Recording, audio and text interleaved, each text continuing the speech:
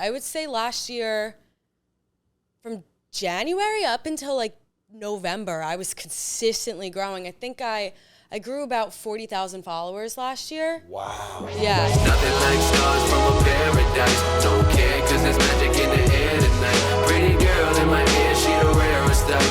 Heaven on earth is right here tonight. I'm in the dream state. I'm in the dream state.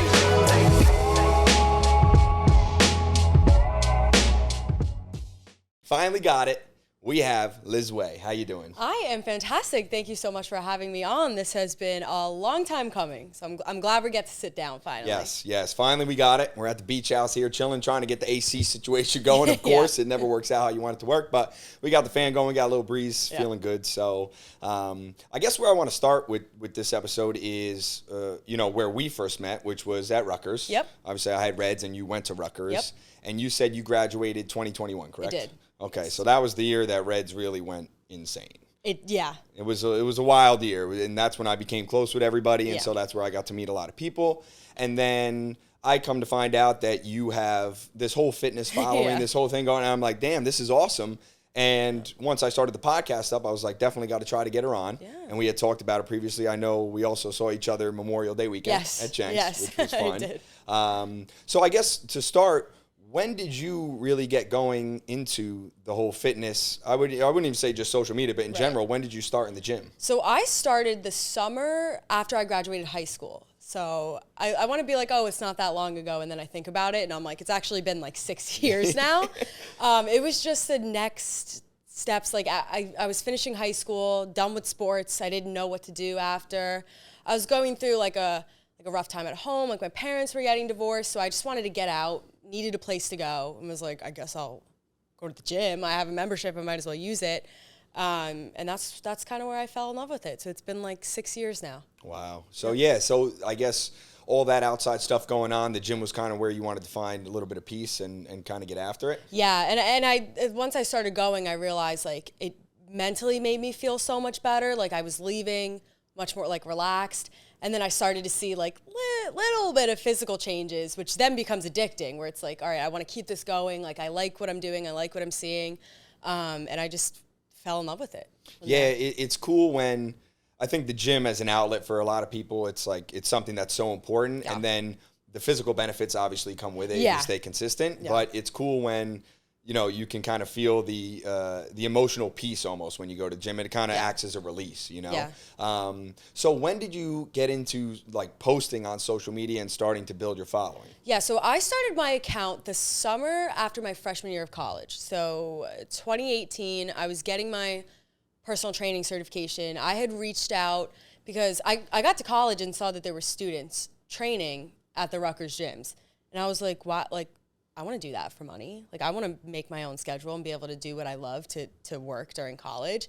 So I emailed like the director, asked her how I could get a job, set up some interviews, got the job, but I needed to get my certification to start. So I was getting my certification, and this was the time, like Whitney Simmons was really popular. Like there weren't too many people online, but I was like, I'm going to start my own account and I'm going to keep myself accountable. Like if I'm posting online, I want to feel comfortable in my own skin, and I got to know what I'm talking about and what I'm doing. So it started as a way to keep myself accountable, and then people started following me, and my peers were asking me questions, and I realized like I could really use this as a way to teach other people, and it just took off. Did you have any plan when you first started posting?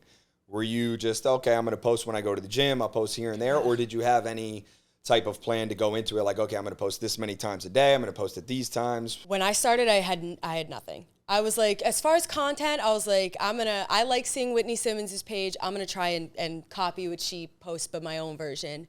But it was really sporadic. I would post like 1 week and then disappear for a few months. Like I was like trying to secretly film myself in the gym, so the angles were terrible, the videos were terrible, everything. Like I would post like 2 clips and be like, did legs today.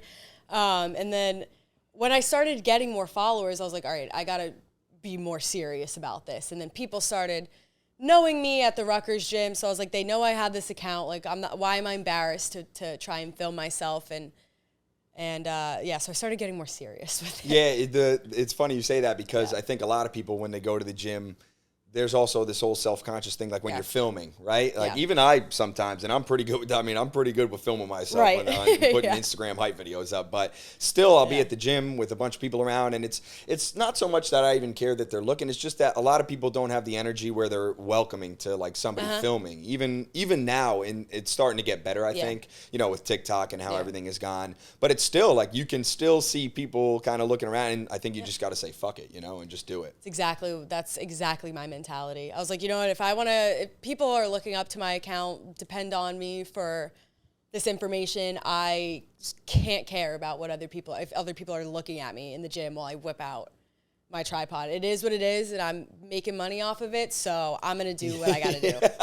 That's always a plus once the money starts coming. You're like, fuck them, I'm just going to do it, Yep. Cool. So in terms of going to school and doing the fitness stuff. So once it starts taking off, obviously you're like, okay, I'm going to stay consistent with this and do it.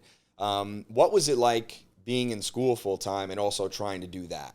So that was a majority of what I was trying to like express on my page. And now it's transitioned since I've graduated to more how am I balancing working a full-time job and just being a regular 20-something-year-old going out with my friends and stuff.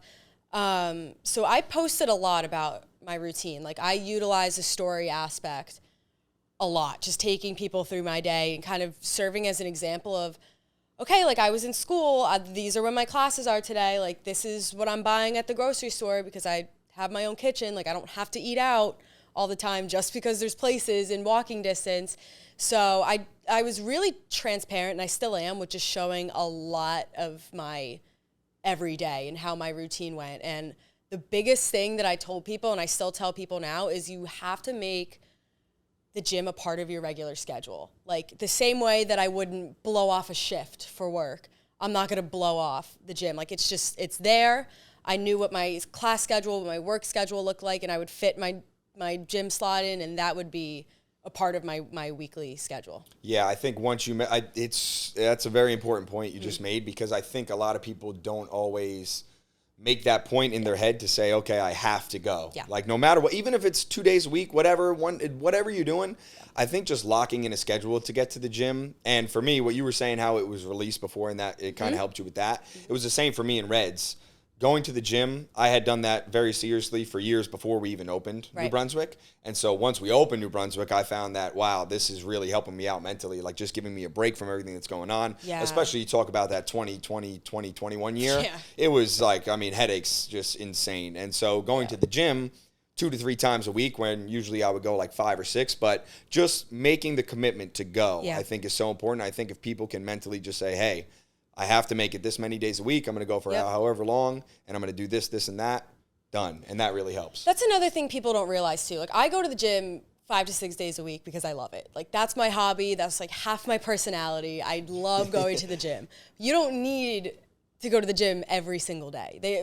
I think it's recommended you get 150 minutes of intentional physical activity a week. So like you said, dedicating 3 days, 4 days of the week to go to the gym is fine. You don't, and it could be really overwhelming with social media too, seeing people who are like full-time fitness influencers and feeling that pressure of you need to go this many days a week. Just start yourself off slow and get there. Not everybody needs to be a huge gym rat fitness junkie, but everybody should be taking care of their body. Absolutely. And you're right, because it's not so much about having to go 5 or 6 days a week. It's just about getting there. And especially there's a lot of people that aren't even doing it for the whole influencer sense and things like that. What do you make of, since you just said this, of the current state of like fitness social media? It's a lot, and it could be very overwhelming, and it kind of seems to me these days like anybody who has decent genes just kind of goes on social media and blows up. I think when you're following fitness influencers, it's super important to look at somebody's credentials. You know, like, do they have a personal training certification? And also, like, what are they offering value-wise? Like, I post a lot of full workouts. I'm in the gym recording my workouts every day. I post the full thing. I offer training and all that stuff, but some people have like 300,000 followers and they're just posting pictures of themselves looking good. Yeah, it's especially with TikTok now, it's like it went crazy. So when you first started, was TikTok already going or no? I started this in 2018. I think TikTok was still like Musical.ly or whatever it was before TikTok. So did you hop on the TikTok action when you started going consistent, or was it Instagram at first? It was Instagram for a long time. It was Instagram from like 2018 to 2020. I don't even know why. I think it was because TikTok was like kind of a joke at first and everybody was like kind of making fun of it. I was like, I don't need TikTok. I'm good on Instagram. And then COVID hit and I was like, all right, well, I've got nothing to do. So I guess I'll download TikTok and see what it's about. And then, so I think it was since 2020, I've been on TikTok. Took me like a year to get really like on TikTok. First year, I was just messing around. Trying to figure it out. I was a little resistant to it as well because I was like, man, I do not really vibe with this app and what's going on. Oh, again, I've said it before. At first, it was like dancing videos, so that wasn't... Well, right. Like, I was like, what am I going to do on TikTok? What do I need to do? But then the virality...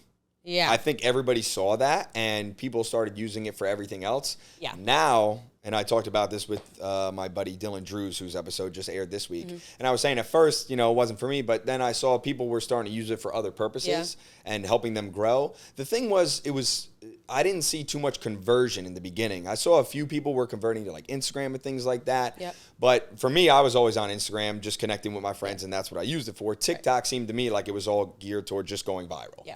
And then people started kind of making the switch and it became more consistent. Did you see any significant growth when you started posting consistently on TikTok? Did that help your following, or was it already going before that? TikTok is such a weird space. I still don't understand it completely. I barely go scrolling on TikTok. People send me things, I'll look at it. I'll go on once a week, see what's trending, make something similar, like go with the trends. My Instagram was already starting to take off before I really started utilizing TikTok. I've had a few TikTok videos that have really blown up, and I've seen Instagram followers come from that. Not as much as other people. I see some people that it's like they have a viral video on TikTok, and all of a sudden they've got like 100,000 followers on Instagram. Too. I'm also, though, not as consistent on TikTok. Instagram, I'm basically posting every day.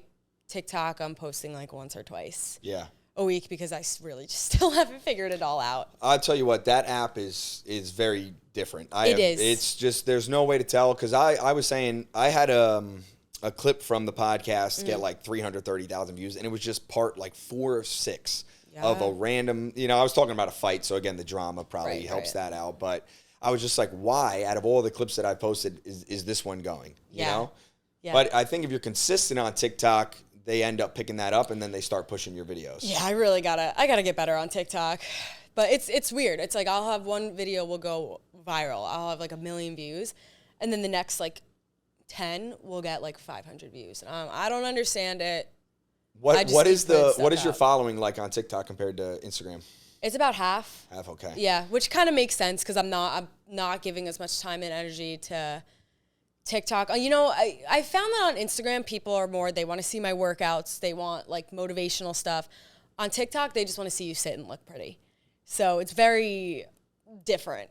Yeah, and also Instagram, I feel like, especially with your page, you're building community. I feel like there's a lot of people that are coming back consistently every day because you're posting all your workouts. And also, you get to post the slides of your workouts. Is that how you do it, or no? You post so people can just swipe and follow along. Very easy. TikTok, you can't really do that. You can cut between the videos, but it's all one. Whereas Instagram, somebody can swipe and just watch that part. Right. So I feel like that's very helpful, especially when you're trying to build a fitness account. When did you see the most growth on the Instagram page start to take? Like, was it consistently over time, or was there any period of time where it just like shot up? There was a period of time that it really shot up, which it's kind of funny because now I'm like struggling a little bit. I'm growing still, but it's a lot slower. And I've noticed that my reach, along with a lot of people's reaches, are just down these days for whatever reason. But it was It was last year. I would say last year from January up until like November, I was consistently growing. I think I grew about 40,000 followers last year. Wow. Yeah, so I don't know what it was, but it shot up in 2022. Now it's growing, but it's slowed. Yeah, I've seen that with a lot of different influencers. They usually hit a spurt and then it kind of slows down a little bit. But I feel like it does come in spurts, like it's going to happen again, you know? Hope so. I'm waiting for it. When that started happening, when you started to see the growth and you saw, 40,000 followers, as you were seeing it grow, did that affect the way you were posting? Did it affect your schedule at all? Did you think, hey, I have to post more now that I'm getting more followers? Or did you just stay consistent with what you had been doing the whole time? I had stayed pretty consistent because at that point I was posting like basically every day. And in my mindset, I was like, I'm looking at my analytics, like when are my followers mostly online?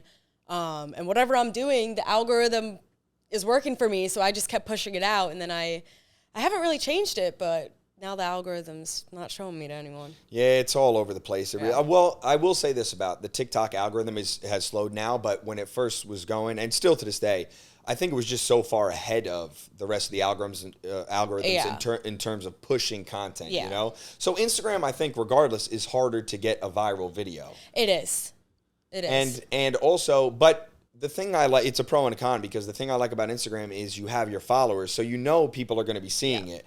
TikTok, you could post and no one might see it. Oh, yeah. I mean, I'll have a video that gets, like, say it has, like, 200,000 views, and I could gain 10 followers from it, and that's it. And you're just like, why is this not? And also, I've seen, are you on YouTube Shorts at all or no? I am. Yeah, I love YouTube Shorts blows up. They are crazy. I love Shorts. I know. I woke up one day, and one of my YouTube Shorts had like 300,000 views or something. I gained like 700 followers. I went from like having 40 subscribers to like 700 something. And I was like, what just happened? It hasn't happened since, but. Yeah, I've noticed the Shorts too is like, because with the podcast. So with the podcast, when I first started, going back to the whole consistency thing, the plan was to do an episode every Monday and then post like 6 to 12 to 15 clips a day. Because you have so many. Usually I can get 42 to 56 clips per episode, even more sometimes. And then I kind of found, as I was starting to do that, I found that the best way for me to do it and getting the most views was like 2 times a day, 3 clips. And just, try to stay at the same time. And what I noticed with Shorts was, the great thing about Shorts and the great thing about YouTube is you can schedule the content. Yes. Which I wish, you can do with Instagram, but I've tried and it's not as easy. It's not as easy to keep that consistent schedule, especially because I'll try to schedule a bunch and then it will end up not uploading and it won't it'll go. be like upload failed or something. I know, I don't, but YouTube, you can do a ton of videos. Yeah. So I found that if I had all my clips ready for that week, I could schedule all of them, and then I was scheduling them all at the same time. And then at first I was changing the times, and then I noticed which times were hitting. Yep. And again, we started the clips page and no subscribers. And then I saw all these clips were getting like 2,000-3,000 views with no subscribers. And then you're gaining like 4 or 5 subscribers a day. Maybe some more. And it adds up. Yeah. And it adds up. And then eventually you start getting more consistent views, but that consistency of posting, I just think YouTube is the way they have it set up is great. Now you also do YouTube videos or no?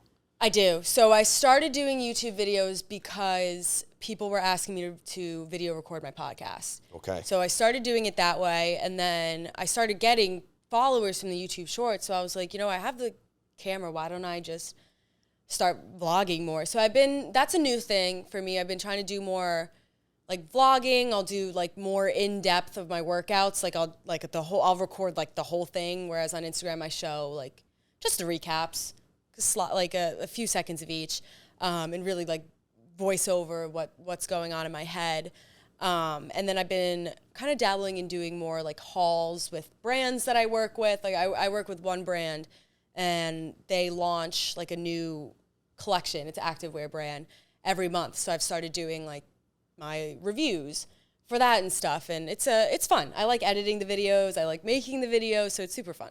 Yeah, I'll tell you what. I love editing videos. Yeah, it's so fun. What's this? Do you use Premiere or what do you use? I use Wondershare Filmora. And how you like using that system? It's good? It's user-friendly. It's like idiot-proof for me. So I'll tell you what. Well, thank God I got Corey. He taught me how to use Premiere. But again, Premiere is also very user-friendly. Right. There's a lot of tools that I don't know, but I really do love editing the videos. The thing is the time it takes because I know. It's tough. So you're filming your workouts, you're filming whatever you're doing, these hauls and all that. Then you got to upload the footage. Then you got to go in and edit the footage, cut it all up, and that takes so much time. Oh, yeah. It's great. And in terms of the podcast is Confessions of a Gym Rat, correct? Yep. And that is all your YouTube videos, they're all on one channel? Yes. Everything's on the same. I just have different playlists. I have a playlist for my podcast episodes, playlist for like clips of my podcast, and then the other ones are just thrown in the videos section. And when you film your full workouts for the YouTube, are you using that same footage for your Instagram videos, or are you filming your Instagram videos on the phone and then filming the YouTube with a separate camera? Separate, yeah. Separate. I've been trying to bring my camera more to the gym to film.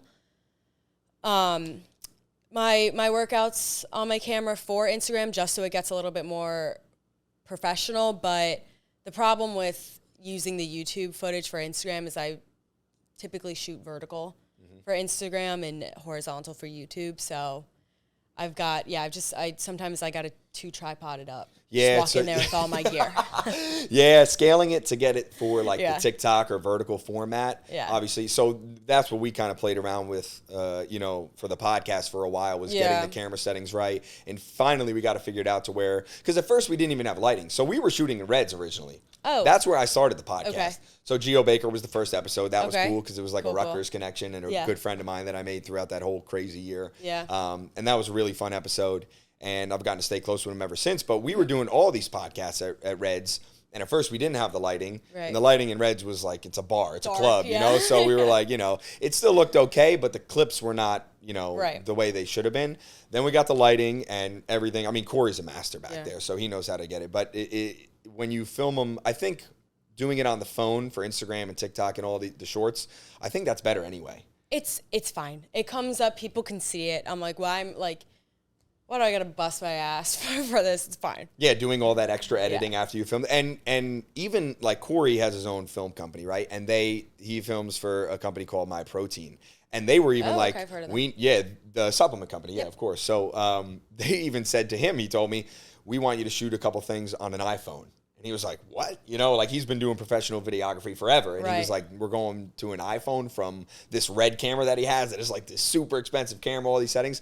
But I think, do you also think, because this is what I think, people resonate more or it has a better chance to go viral if it's just like an iPhone? I think it's, you know what? I don't know.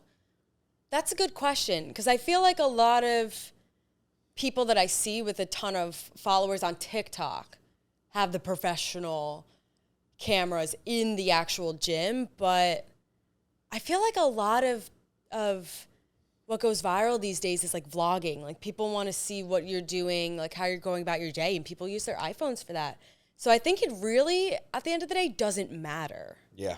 As long as people can see it clearly, which you can on a camera or an iPhone, I don't really think it matters. Yeah, either one's going to go. Yeah. Actually, now that you say that, I have seen that, especially on like TikTok. There's a lot of like high quality footage of vlogs, though. Do you have anybody that you watch on YouTube or any social media influencers that you follow? So on Instagram, I follow a lot of influencers, but it's more of like a connection thing. But people that I actually follow for the influence factor, I've always followed Whitney Simmons. I've loved her since day one. Her material helped me a lot when I was starting in the gym. So it's pretty cool because I'll get to talk to her now, and we'll talk on social media. I've met her before, so it's really cool. Oh, that's awesome. Yeah, it's really cool being able to talk to her. She's someone that I like idolized for so long. And then I follow Sam Sweeney, Mrs. Sweendog, because she's just a beast of a person, and she films on her iPhone. I think her husband like films for her, but yeah, she just records stuff on her iPhone. Those are the two two influencers I really follow. Yeah, I've been a big Bradley Martin fan for a while. I've been following him for a long time. So my first time out in LA was because he invited me to the Zoo Culture opening. Oh, So that's what I went for. Were you there? Yes. For the new zoo? Yes. Oh, that was crazy. Yes. Yeah, How was it being there, like in person? Overwhelming, ridiculous, but very, very cool. I had gone to summer shredding in Alpha Legion before Alpha Land opened the year before. And it was a bit overwhelming for me because everybody there was like influencer, like join us for one-on-one coaching, like be part of our little cult. And I was like quit your job and come move to Texas. I'm like, no, I will not quit my job and move to Houston, Texas. No, thank you. So I flew out to LA by myself.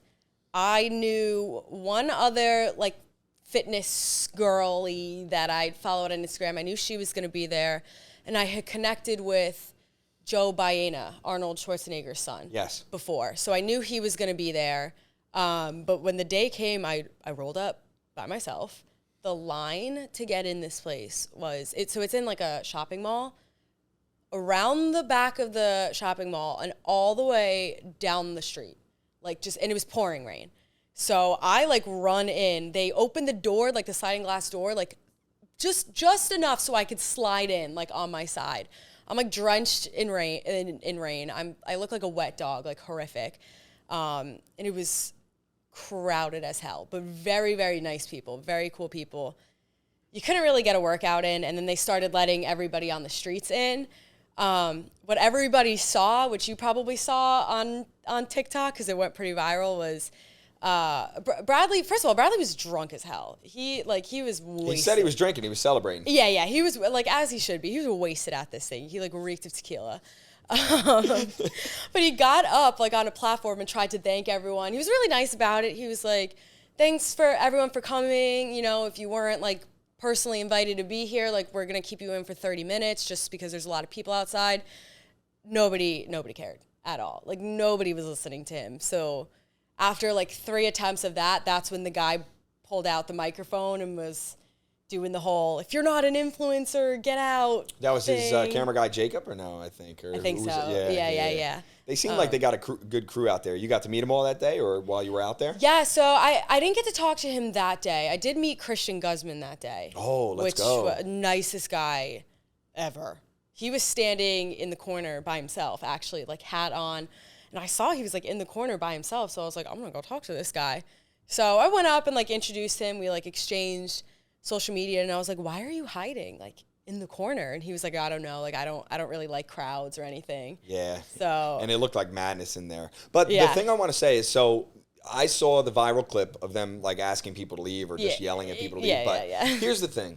All these people on TikTok were commenting, oh, they blew it, this and that. And I've been wanting to say this. If you've never run a business, you need to keep your fucking mouth shut. That's everybody on TikTok. Fucking clue, right? So all these influencers, all these people that got a following that have never run a fucking business in their life, they have no clue what it's like. No. And also, imagine, they can't put themselves in Bradley Martin's shoes or what was going on. You have to know, or you're not going to be able to, but you have to think. Imagine if you were in that position. Imagine if you were in that situation. It's hard enough. And again, they kind of rushed the opening, but people who have never run a business, again, he was closed. This is the same thing that happened with Reds. This is almost every business, especially bars and restaurants, because there's so many things that could hold up the opening. So when we opened Reds, we wanted to get open for the spring of 2019, and we just could not get it open.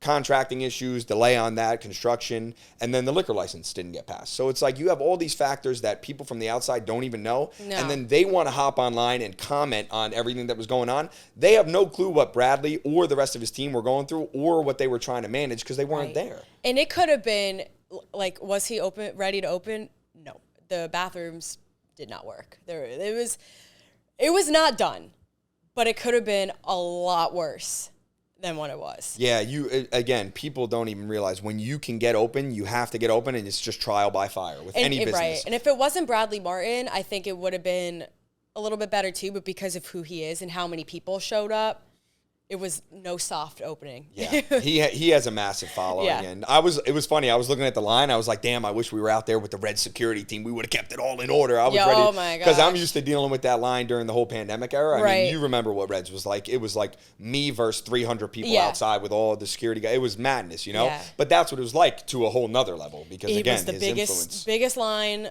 And I've waited in lines like 2 hours over here at these shore bars to get into a bar. This was the craziest line I've ever seen, and I almost felt bad like cutting it. Yeah, again, when you walk right to the front, I feel the same way sometimes when I go. You know, DJ's is my spot. I've been going there forever. Yeah. I'll see the line wrapped around the block, but I'm walking right to the front. And I'm like, damn, you know. But you know, I'm not gonna sit there and wait if they're gonna let me walk right in. You know. Yeah. So, have you kept in contact with a lot of the people you met while you were out there for that? Yeah, it's really cool. So I went back. I've been back to Zoo Culture a few times. I didn't really get to talk to Bradley that day, but I got to talk to him when I went back and introduced myself and stuff, and we had like a conversation. And then I go to Gold's a lot in Venice.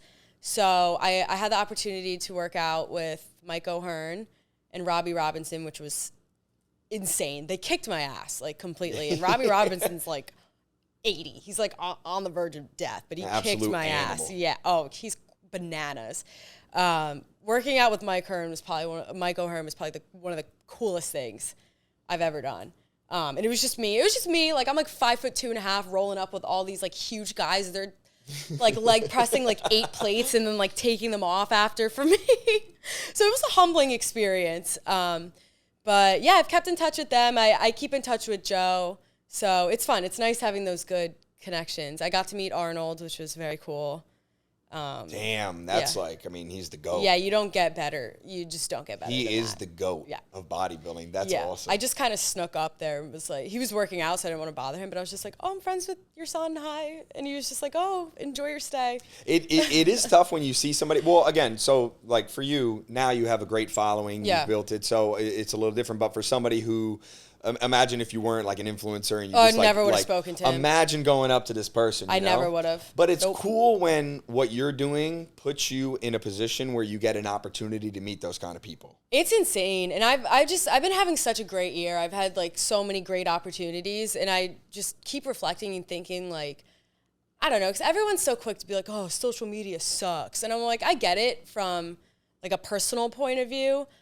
But I'm so grateful for it. It's opened so many doors for me that would have never been possible beforehand. No, if people cannot see the benefit of social media now, it's just, and again, of course, the negativity is always the loudest. So you're always going to see negative things out there. People like to complain too. Again, going back to the Zoo Culture thing, when all these people were on there, I'm like, yo, fuck this kid. He doesn't even have a fucking clue what he's talking about. But people, that's the thing with social media. It's good and bad because it gives everybody a voice, which is cool. But some people have no fucking clue.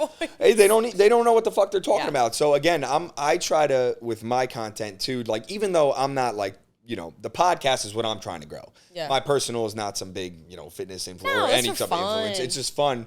Keeps me connected with people, but still, I don't like to post things. Because, again, I was very serious, still am, into fitness for years. Yeah. I've been doing it for so long. Yeah. And I've trained some pro baseball players as well in bodybuilding and things like that. But there was like a 3-year period where I was just studying and then doing trial and error in the gym before I started doing that. Because I think people now, the way it is, everything's so accessible. As soon as you start, you can hop on social media and start posting. Right. Which is tough because, again, you have to see both sides. It's a good and a bad thing. It's cool to see where people start. It's cool to get their perspective when they're new to something. But it's also not great when they're posting something that they may think is correct, giving advice to people, and they shouldn't be doing it. That's why I always tell people to check, in the fitness space, check the credentials. Like, just because somebody looks good doesn't mean they're equipped to teach you. That's a major big thing. I mean, and there's a lot of people who look, but you mentioned it before, a lot of people are doing that now. A lot of people, because people hop on social media and think they're pros at everything, and it's like, you know what I realized? In life in general, I think everybody thinks they're a pro at everything. They think their opinion is right and all that, and it's funny, but it is funny to joke about that and stuff, but it really is important to try to put, and I've gotten better at this. I was not always good at this. I'm a very, stubborn guy. My whole family, my entire Mama Red, forget about it. She's the most stubborn there is. That's where I get it from. But I try to really think about things from both sides or from multiple perspectives because I wasn't always good at doing that. Now I'm a little better. So before I cast judgment on something, I try to just think about where that person is. And actually, I don't know if you know Brant Wolf, but he was your year at Rutgers. And he is going to be the biggest DJ in the world at one point. He is unbelievable. He is one of the best I've ever heard. He was the first resident DJ at Reds the year after everything opened up, along with Cisnero. Okay. So me and him were talking about that, and we were just talking about how, as you go on in life, you kind of gain perspective. And I think maybe you've seen this, or I don't know, just from posting on social media and becoming an influencer, have you got better, or have you seen yourself grow in terms of seeing things from different perspectives, or did you kind of have that already before you started posting? Listen, I don't know anything about zodiac signs and all that astrology stuff, whatever. The astrology. All I know is that I'm a Taurus, and they say that Tauruses are stubborn, and I'm definitely stubborn. So before I started social media and stuff, no, my opinion was my opinion, and I lived and died by it. I've spent a lot of time in tandem with growing my social media and stuff, just working on myself and understanding, if I'm going to be somebody that people are looking up to for inspiration, I need to be comfortable, with myself and, really, develop my relationship with myself. So I've read, probably all the self-help books under the sun. I have an amazing therapist, and I've really, I've grown the ability to be able to self-reflect and empathize, which I think are two super important things. Those are huge. And it's when you finally get to a point where you're able to do that, it's kind of funny to look back and think about when you weren't able to, because like I said, I was not always good at that, but over the past couple of years, but it's exactly what you just said. So when Reds took off, I was a little bit older, of course, when I opened Reds with my family, but I had a lot more experience in life, and that kind of helped me. But once it started taking off, and I realized I almost had this responsibility to make sure that everybody was, everybody felt good in there, everybody was having a good time, and everybody felt welcome. And when I started to kind of feel that sense of responsibility, I realized, listen, you got to make sure that you stay open-minded, and you got to make sure you listen to people, because especially in bars and nightlife, alcohol's involved. People are getting, all types of messed up. Yeah. But it's important to just hear people out and see things from a different perspective. And it's not just on social media. It's not just in the gym. It's literally everywhere, because I applied that almost every day at Reds. Yeah. Trying to listen to what somebody was going through in that moment, because maybe there was a situation where two people were chirping each other. There might have been a fight going on. I always try to listen, and I always try to get them both to understand that if they don't calm down, if they don't hear out whatever is going on between the two of them, then they're both going to have to leave, Yeah, it's also, I think it's super important too for anybody that owns a business or has a brand to be able to hear out other people's opinions. You don't always have to agree with them. You don't always have to take action on them. But at the end of the day, because I was a marketing major in school, when you're running a business or you have a brand, you want to please your audience. So if people are telling you could be doing this better, or I wish you would do this or do this differently, being able to at least hear the feedback is super important. Yeah, being able to take a little bit of advice from people is so important. Especially, people come into Reds all the time. They're like, oh, we think you should do this, do that. And for the most part, I found myself always listening to myself first and foremost. And I'm like, I think we need to do this.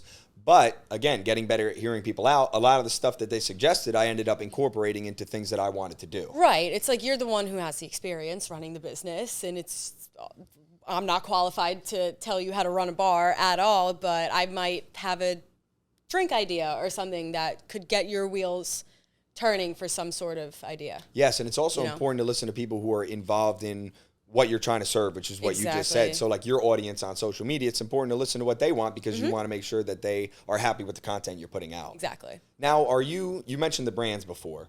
Have you started doing a couple different brand deals with people? Have you been reaching out? Have they been reaching out to you? How is that working? Yeah, so they reach out to me. I've been working with Lululemon since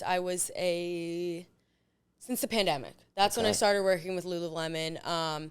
Very casually, I have a support link so people can shop through my link, and it'll give me commission. And then every once in a while, they'll bring me on for specific campaigns. I've been working with One Up Nutrition since, I want to say, my junior year of college. I think my junior year of college. And I've been working with them since then. I just think their supplements are so good. I put so many of my friends on them. And it's nice because I do get to make money when people use my code, but I'm here for the free good supplements. They're fantastic. I'm like, I'll never go elsewhere. I don't care what people offer me. And then, I work with a bunch of brands. Some are long-term, like affiliations, and some are just, hey, can we send you this product? Okay. Now, if they just send you the product and they want you to do like a specific video, they'll just be like, okay, here's our offer. We'll pay you this much to do a video. Yeah. So those are more like, instead of affiliations, they're campaigns. So I'll get an email being like, we want you to participate in this campaign. Here's the brief. Like, here are the deliverables. Here's the compensation. And I'll look at it and be like, okay, 3 stories or like 1 reel. Sure. Why not? And then the affiliations, those are more, are they like contract? Like you have to sign and stay on for a bit? Or is it just, how does that work? Yeah, so most of them, it's like I have to sign something, but it's not really binding as far as time. Like I can leave when I want to leave. It's more of just like, you won't speak about the brand this way. Okay. Lululemon, a big one, is they don't want you to ever use the word sale. They associate sale with cheap, and they don't want the word cheap at all to be associated with their brand. So there's like specific words with Lululemon they don't ever want you to use when describing their clothes. Yeah, I'm sure, a lot of the big brands probably have a whole list of things that they kind of want and don't want. And do you have a preference on which one you like to do? Do you like to do more affiliations? Do you like the short ones where you could just post a video or a couple stories? What is your preference? There's certain, I guess, types of partnerships that I would prefer the affiliations. Like I like One Up Nutrition. I love working with them as an affiliate because I need supplements like every month or so. So it's easy for me to continue posting about. The same thing with like activewear. I wear gym clothes all the time. So that's really, really easy for me. And they're constantly coming out with new launches and stuff.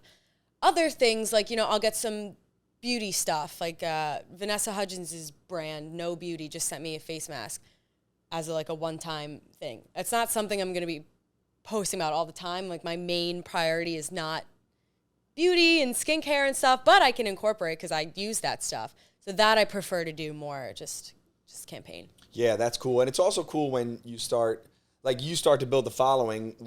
How did it work when, brands start reaching out to you and stuff like that? Do these brands have like a set price based on how many followers you have, or how do you kind of determine how much you're supposed to get? Did it change as your followers grew, or how did that work? Yeah, so a lot of brands will ask you to provide your media kit.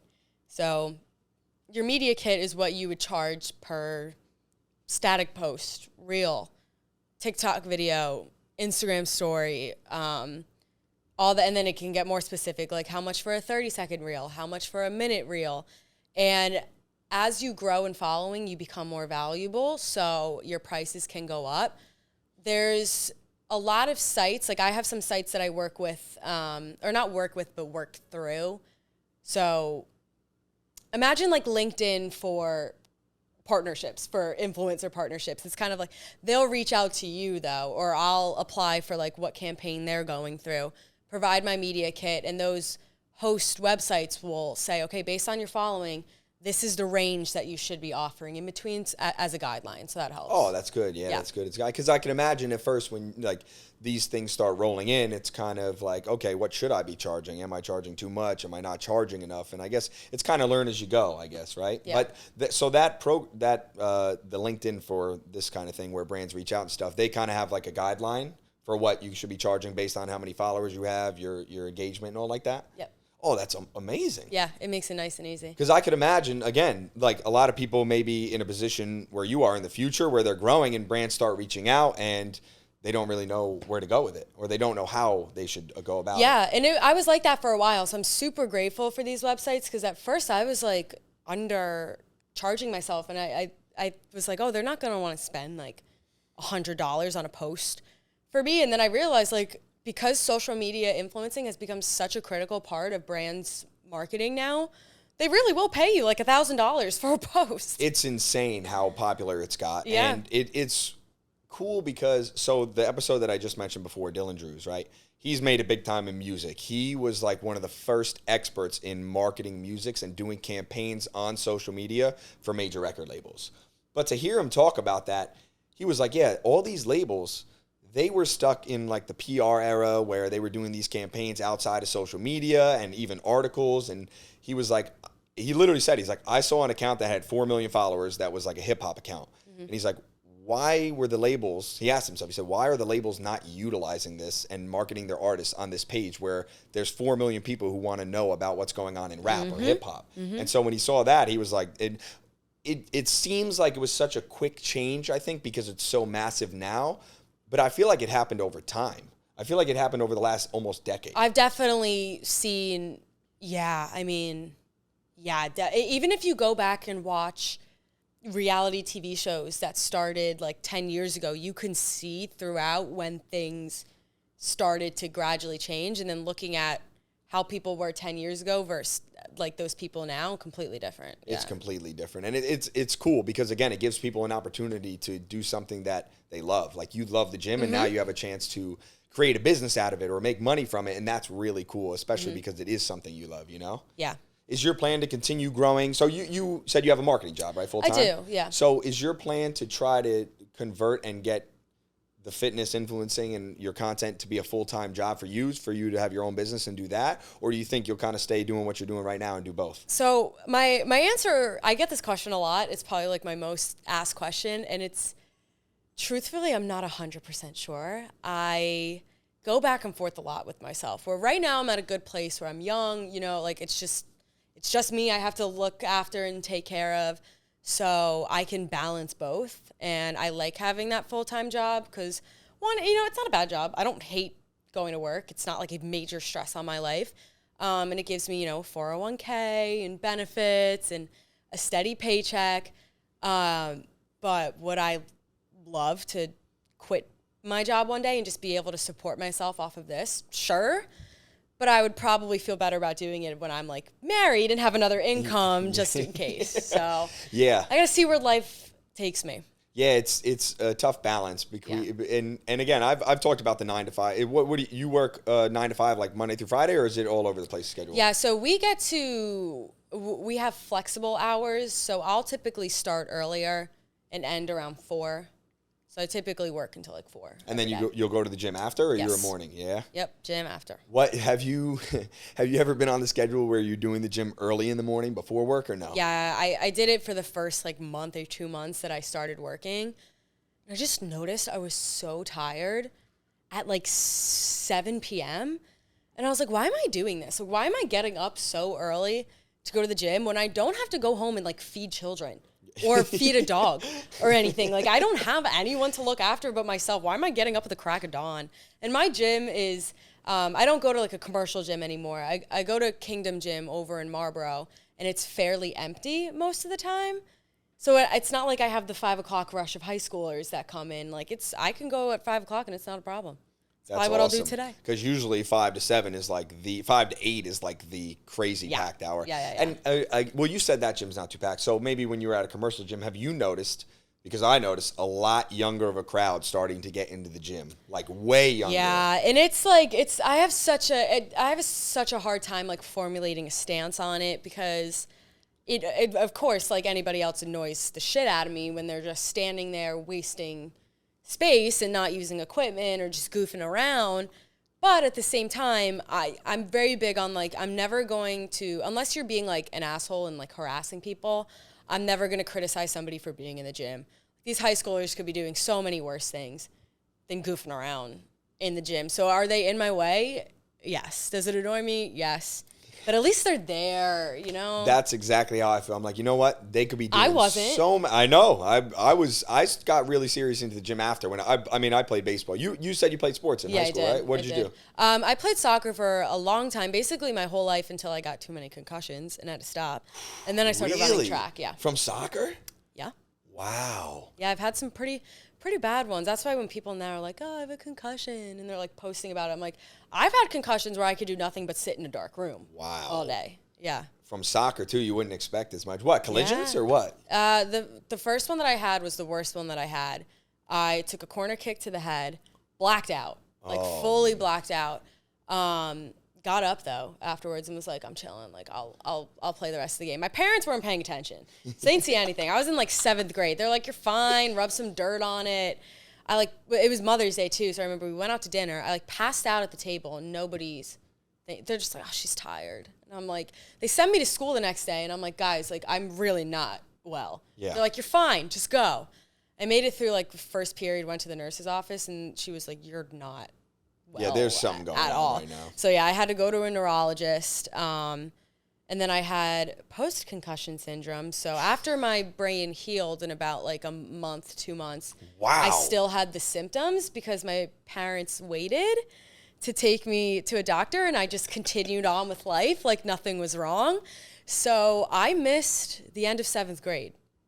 I came in after school to take the rest of my exams and stuff that I needed to pass 7th grade, but my teachers basically just did it. I showed up and they took it for me. That's insane. Yeah, and then I went to summer. My parents had already paid for me to go to summer camp that summer, but I couldn't do anything because I wasn't cleared by my doctor, and the light hurt my brain, so I just sat with sunglasses under a tree outside for the entire summer because my parents were like, we paid for it, you're going.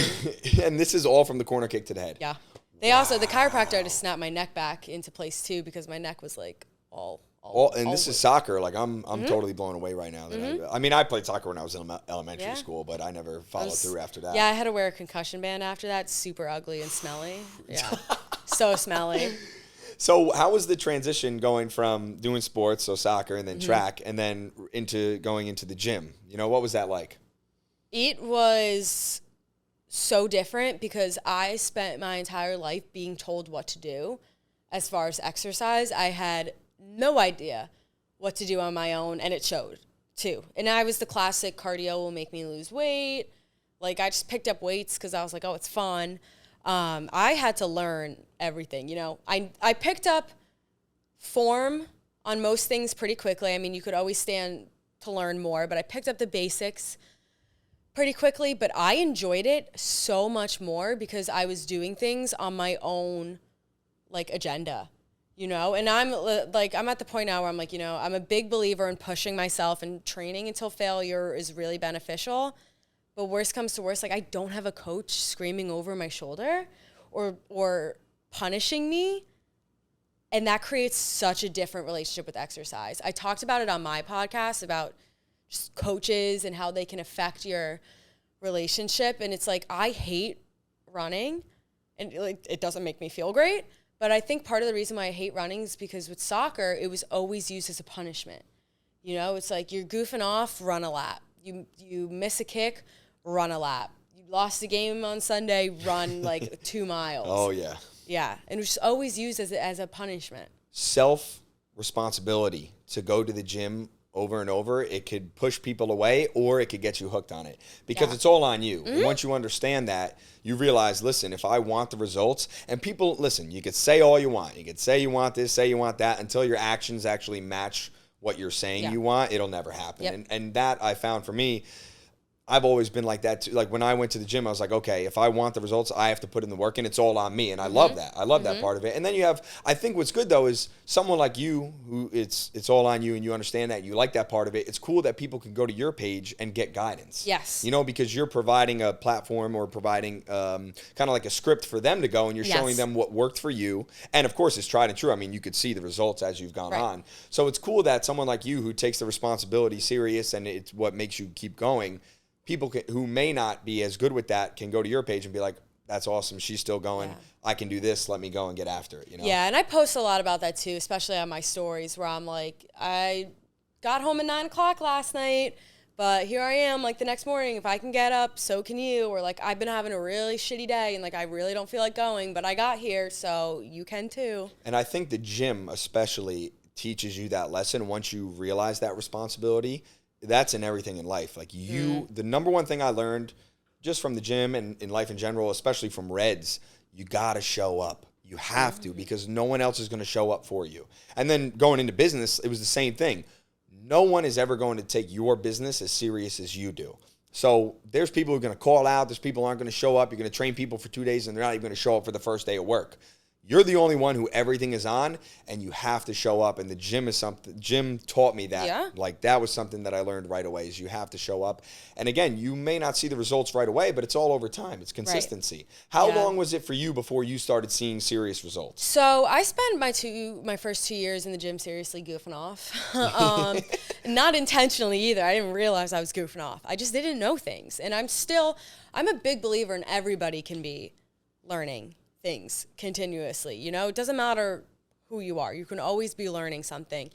My first year in the gym, I was a classic misled female. You know, I was doing like abs every day and just ending with like body weight squats every day because I thought that was the goal. I was just really just trying to learn and get the basics. And I started eating like a little bit more protein, but I had no idea how much protein I needed and how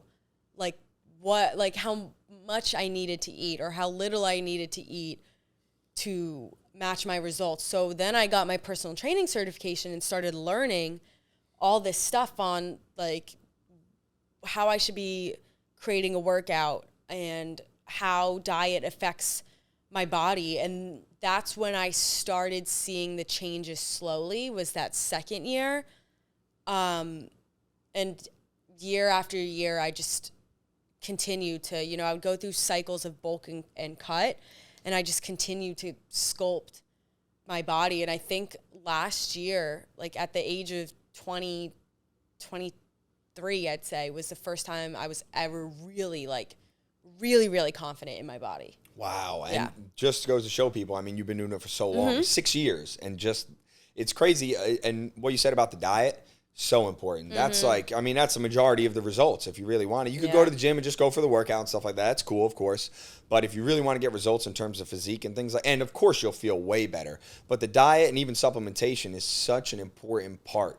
It's, I think, the majority of it. Yeah. Once you lock that in, it was the same for me. Once I locked in the diet, I played baseball, like I mentioned before. So for me, I wasn't always able to kind of focus on a shred because I was always trying to fuel myself to lift, go to school, and play baseball, which is a grueling schedule. So I always had to eat enough to do that. Once that ended, I was able to really lock in the diet and nutrition for, like you said, I would bulk and then I would shred. And that's when I really saw all the results. Yeah. What's your current split like at the gym, like in terms of your workouts? How does it go? Yeah, so right now I'm in a cutting phase. I do quads and glutes normally on Mondays, shoulders and core, back and biceps, hamstring and glutes, and then my fifth day is an upper body day because my triceps grow so easy, and I'm not really trying to grow too much chest muscle. So I just do an upper body day instead to work those muscles, but not put a super high emphasis on them. And then my sixth day will normally be a full leg day, but it'll be a little lighter, more of like a recovery day, but still working those muscles. Yeah. It's good you said that because I think a lot of girls even won't do the upper body splits or they won't throw it into their workouts. And I think it's super important. I mean, just to stay balanced. You got to touch on them. It's just for purposes other than looks. Too, it's just having upper body strength is going to help you in the long run. I mean, I used to go with I have to go to my mom to Sam's Club because she can't pick up the water cases by herself. So I'm like, it just helps you be a more independent person. Helps with everything. And of course they say that for guys too, we're doing chest and biceps every day, but they say you got to make sure you hit legs. It's so important. Yeah, I mean, your legs are where you stand on. I know. Yeah. I know. I cut the leg day out when I started Reds, but I should honestly get back into it now. But I've been, now I've been going full body the last couple weeks for summer because, as I mentioned, I've been on a crazy bender. I mean, it was 22 days straight of drinking. It was nuts. And it was, I'll tell you what, though, a lot of fun. Insane. And I did make it to the gym, of course, 2 to 3 times a week. But you know what I found is the podcast takes a lot of time. So now I'm trying to really maximize my workouts. And what we were saying earlier in the podcast about you don't have to go this many days. And I used to think that I had to go 5 or 6 days. And now I'm starting to see, I've got a good physique. I could keep it as long as I stay in the gym. And when I go, make sure I'm dialed in, make sure I'm focused, and actually putting in the work for that workout. Yeah. Because you could go and just half-ass it, you know? And it's like, do I want to go 5 days now, be tired all 5 days, and not get a good workout because I've been grinding on the podcast, been doing other things? Or do I want to go maybe 3 or 4 times a week and just really push myself and get a workout in? Yeah. And so that's what I've been doing now. I support that. I think that's a good strategy. And again, it goes back to just finding something that works for you. Things change constantly in life. So for me, we started doing the podcast full-time this year. Okay. So again, I went from working the bar life schedule, which I was already going just 3 to 4 days then.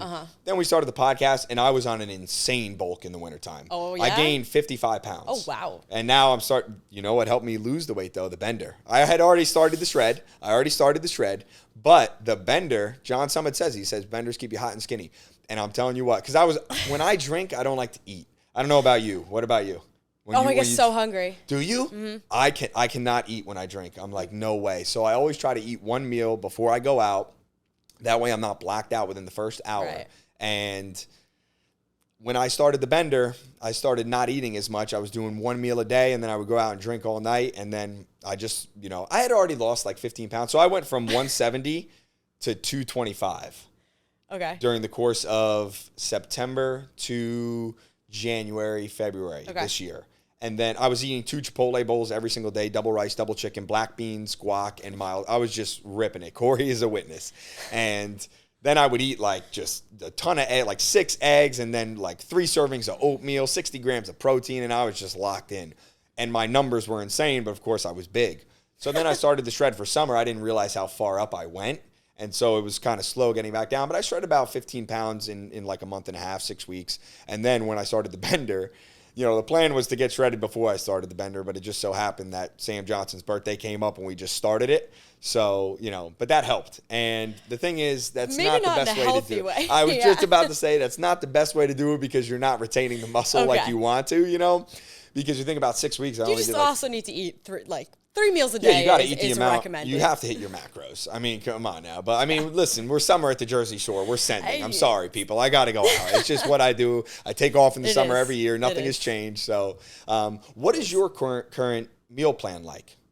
So I'm eating. I never really give out like the exact calories that I eat and stuff, just because people will take it and like be like, I want to look like her, so I'm going to eat that much. And everybody's bodies are different. Yes. I'm in a full deficit right now, though, so I'll eat in my deficit 6 days a week. And normally on Saturdays, because I'll go out on the weekend, is my refeed day. So the refeed day, I'll eat at my maintenance calories, and it's a chance for my body to replenish its energy. And also, so I'm continuously challenging my metabolism. My metabolism doesn't get used to that deficit. So I'll do that for about 4 weeks, and then I'll take a week diet break for the same reason, replenish energy and challenge my metabolism. I'm a type of person that eats all the time, but not a lot. Okay. So I fill up pretty fast. So I'll eat breakfast, and then I'll eat lunch later. And then after lunch, I'll normally have like 2 snacks, go to the gym, eat dinner, and have a bunch of snacks afterwards until I fill up my calories for the day. But my meals are typically small, and people will be like, why? Like, that's not enough for a meal. And I'm like, it's fine for me. I don't eat a lot at once. I'm just always eating. Yeah, it's different for everybody. Yeah. Like, I could sit there and eat an insane amount of food at any meal. But again, when you lock in, do you weigh out your food? Uh-huh. Yeah. I have, and I've always had a healthy relationship with it. I can go, like, I was just gone for 4 days, and I obviously did not weigh a single thing. I mean, I know when I'm going overboard, and I have a good gauge of how much each thing will be. But I do weigh my food because I found that when I started doing that and really getting accurate with it, that's when I saw the most change in my body. 100%. When I started weighing out the food, and I did this, so I sat down and I made this whole program called the 310 of Yuma. This is back when I was really serious and right after baseball ended, what I was mentioning before. And I figured out how many macros, the calories, the protein, carbs, fats, and every piece of food that I wanted to eat. I laid out all healthy foods, and then I laid out the diet plan and the workout plan, and I weighed everything out for a whole year. Just did not eat anything that wasn't weighed out. 1 cheat day a week, like you said, the replenish day. So I would do that too because there's so many good benefits, like you said, the metabolism aspect, as well as just mentally taking a break from being so just serious. Enjoying life. Exactly. What I will say about that is I think a lot of people are they tend to stay away from doing that because they're like, oh, I don't want to be like so time consumed. And of course, you've got all these meal prep companies that do it for you now. But after doing it seriously for that amount of time, you start to notice, or you start to get a better understanding of how many macros and what is in certain foods. So when you go out to LA for a week, you know almost exactly what you're getting in all these foods, Of course, based on how all these restaurants prepare, but you have a much better understanding. Yeah, it's second nature now. And, people will always find an excuse to just to not do what they don't want to do. I cook my dinners once a week. I cook them on Sunday. I have them for the entire week instead of cooking every night. It saves me time. And people will be like, oh, but I don't want to eat the same thing every night. So fine. So prepare like 2 meals for yourself. But I'm also not sitting down and eating chicken and rice every day. I have a highlights on my Instagram. I post the meals that I make, and I am constantly finding cool recipes or stuff that I'm like, I want to eat. Plus, I eat dinner after the gym, so I'll eat anything at that point. I'm just so hungry. I'm like, I don't care what it is. I'll just eat it. Yeah, I eat the same thing every single day until summer comes around, and then I kind of switch. But again, I like what I eat. I know. When you find something you like, it's not that hard. No, it actually makes it delicious. easier because you're eating the same. People are like, I don't want to eat the same thing every day. All right, good. Don't get the fucking results. I don't know what to fucking tell you. If you don't want the fucking results, don't fucking do it. It's like you could say you want it, but if my friends over time, I'm so dialed in on whatever I'm doing. If I want to accomplish something, I'm so locked in on it. I have friends my whole life. Yeah, I'm going to start coming to the gym with you. I'm going to start doing this. Send me your program like this. 3 days in, I'm like, we're going to hit it. They're like, oh, I can't make it today. I'm like, all right, well, you're full of shit because you said you wanted it, and now I guess you don't. Excuse, I know it's the thing you said excuses, but really, I think if people they need to realize if you do want something, it's the action always. Don't say you want it and then don't. If you don't show up, it's not going to happen. You make time for what's important to you. I've been saying it for years. Yep. I'm like, it's the end of the story. Exactly. And we're going back to your story, like just talking, you've been doing this all throughout college, which is its schedule in its own. I mean, you talk about the class schedule, you're going out with your friends on the weekends, you're doing all this stuff. You found time to make it to the gym. You found time to make sure your diet was on point.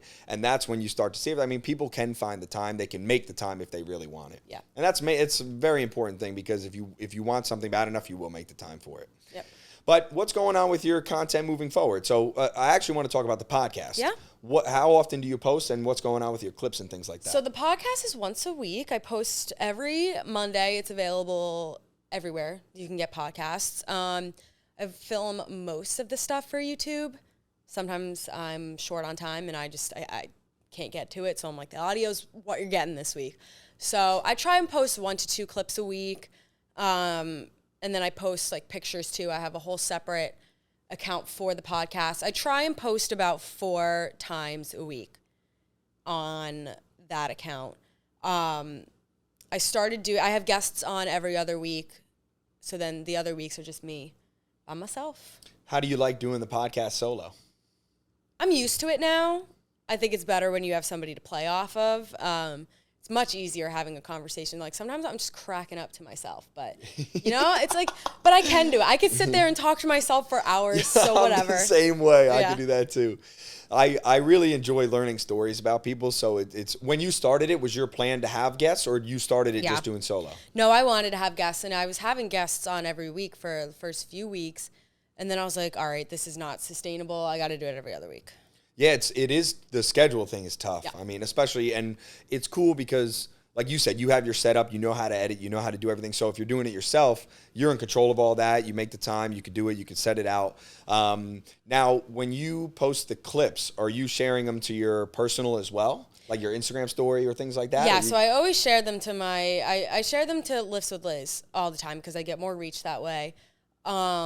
I've started to do collabs with myself, with Lifts with Liz, just so more people reach it and get more exposure, and then it could just sit in my reel section. Well, yeah, of course, and it's cool that you have the Lifts with Liz account that has that many followers now that you can kind of use that and help leverage it to get followers on the podcast. Yep. And you release, what day do you release? Mondays. Every Monday. Yep. I do the same thing. I like that because everybody's starting Start the work off the week. Yeah, exactly. Start off the week. I do every Monday 10 a.m. Nice. But the challenge, like you said, is trying to make sure you have the guests for every week. I'm like you. I could sit down and I could just go. You know, if I'm 500 milligrams caffeine deep, I'll just go. Yeah. Turn the camera on, let me know it's on, and I will just go. Yep. I can just go off the top. But it's really cool for me. So my buddy Hayden Warren, who was on the podcast, he actually has his own, and now he's down in Louisiana coaching football. He asked me, he's like, why don't you ever do the solo? And although I could do that, I really enjoy learning people's stories. Yeah. So it's cool. So I really try to make the time to get guests on and make sure I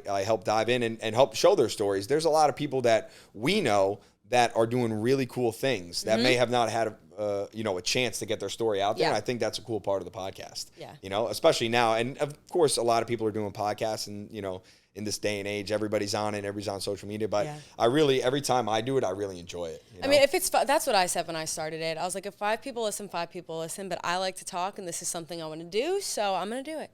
Yeah, the views, I was like, I don't even care about the views. Right. And we're doing pretty good so far, you know, for a podcast that just started up. But it was cool at Reds because it had such a good reach over there with all the Rutgers kids and stuff like that. Right. And I knew once we started posting again, kind of, you know, outside of the Reds network, that it would go down. But the people who were really following from the beginning, they're still watching. And then we're recruiting new people as we go. So I'm just having a lot of fun. I think it's one of my favorite forms of content. I love getting hyped because that energy just fits. That's why the gym fits my energy as well. Because like, you know, you're just yelling, screaming, you're getting after it in the gym doing it. But the podcast is really interesting to learn how people got to where they're at. And someone like you've, you know, built this amazing following. You're having so much success. So to hear kind of where the story started and then where it is now, it's really cool to hear that from people. Thank you. I like telling the story, so. Yeah, it's. I mean, who doesn't? I mean, I love getting on the camera and just going. So. Yeah. So podcast is once a week on Mondays, 4 to 5 clips a week. Mm-hmm. In terms of the other content, YouTube, the vlog, and the hauls and all of that, and then your Instagram. What is the plan with that going forward? So vlogs, I'm trying to do at least 1 vlog a month. That's what I'm starting out holding myself accountable for because it's still pretty new. Try and get like one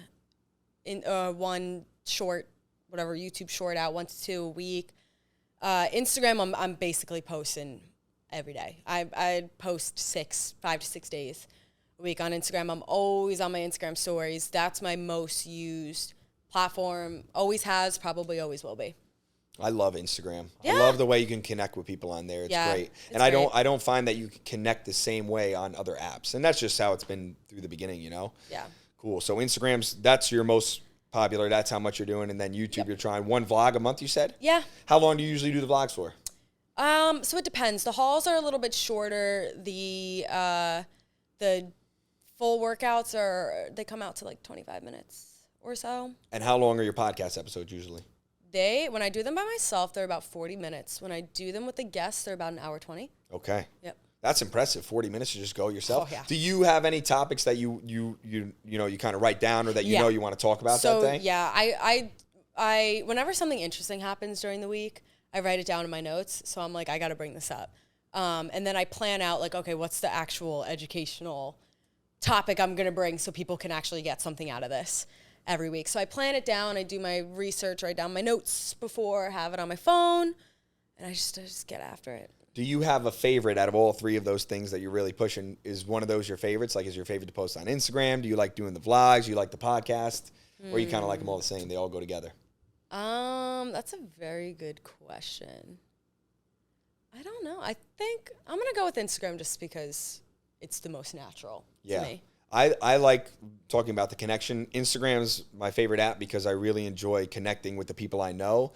And although TikTok has that virality and you have the ability to reach a lot of people, I always felt like Instagram was people that I knew. And even going back to your following, what you've built, the community you've built, I'm sure you have people that are hitting you up, you know, over and over again. And they're people that are on your page. And then that's the cool part about it, is that they keep coming back. And that was, again, drawing the connection to Reds. That was the cool thing about the bar. You build a place that people want to be at. They feel like family. They feel like they're part of the community. Yeah. They keep coming back. It's so awesome. And that's kind of like the parallel that I saw between. And that's why I think it's always been my favorite. But I really do enjoy I even feel like that with the podcast clips on Instagram. I feel like even though I'm posting similar clips across all platforms, I feel like I'm building more community on Instagram. And it's the people that we know. People are nicer there, too. Yeah, I find that, too. TikTok's a little rough. You know, they're a little crazy on there because it's a young crowd, of course, you know. Mm-hmm. So, awesome. So, where can they find you on everything? So, I am at Lifts with Liz on everything. On YouTube, on Instagram, on Thread now, I guess.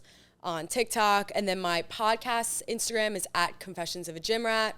That's the name of the podcast. Podcast you can find everywhere.